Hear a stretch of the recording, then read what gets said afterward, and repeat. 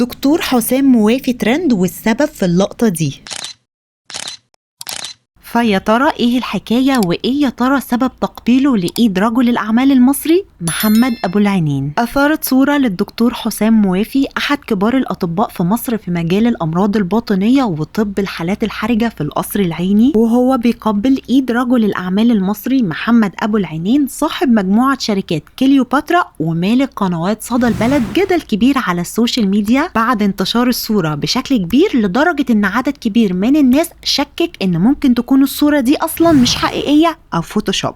السيد الأستاذ محمد أبو العينين نائب مجلس النواب ويعني البرلمان القدير والسياسي المحنك ورجل الأعمال الناجح بإذن الله ما شاء الله لا قوة إلا بالله، له كل الاحترام والتقدير. والحقيقة ان الصورة حقيقية وحصلت فعلا زي ما واضح في الفيديو في عقد قران ابن الدكتور موافي، واللي تم من اسبوع تقريبا وبحضور نخبة من رجال المجتمع وعلى رأسهم رجل الاعمال المصري محمد ابو العينين، واللي كان شاهد بنفسه على عقد القران وعقد القران الشيخ المعروف خالد الجندي. اما عن سبب تقبيل دكتور موافي لإيد ابو العينين فالموقف حصل بعد القاء ابو العينين كلمة لتهنئة العروسين بالزواج، ويقال ان دكتور موافي قبل ايد مالك قنوات صدى البلد اكتر من مرة خلال حفل الزواج، وده طبعا دفع ناس كتير للتساؤل عن طبيعة العلاقة بين دكتور حسام موافي ورجل الاعمال المصري محمد ابو العينين. واحب اقولك ان دكتور حسام بيقدم برنامج يومي باسم ربي زدني علما، حاجة كده شبيهة بالعلم والايمان للدكتور الراحل رحمة الله عليه مصطفى محمود، والبرنامج ده بيتقدم على قناة صدى البلد اللي بيمتلكها رجل الاعمال محمد ابو العينين. انتقادات شديدة لدكتور حسام وغضب كبير من متابعينه منتقدين فكرة أصلا تقبيل قامة طبية كبيرة زي دكتور حسام لإيد رجل أعمال أيا كانت الأسباب. من أشهر اللي علقوا على الصورة أيمن نور اللي علق وقال كنت أتمناها قبلة على الجبين مش على الإيد، خصوصا وإننا في مصر محدش فينا بيبوس غير إيد والده ووالدته. انتقادات شديدة وهجوم على تصرف دكتور حسام الطبيب الشخصية العامة اللي بيقدم برنامج بصبغة دينية واجتماعية واكيد مصدر قدوة والهام لكتير من الناس، مع انتقادات كمان طالت فستان زفاف بنته اللي من وجهة نظر بعض الناس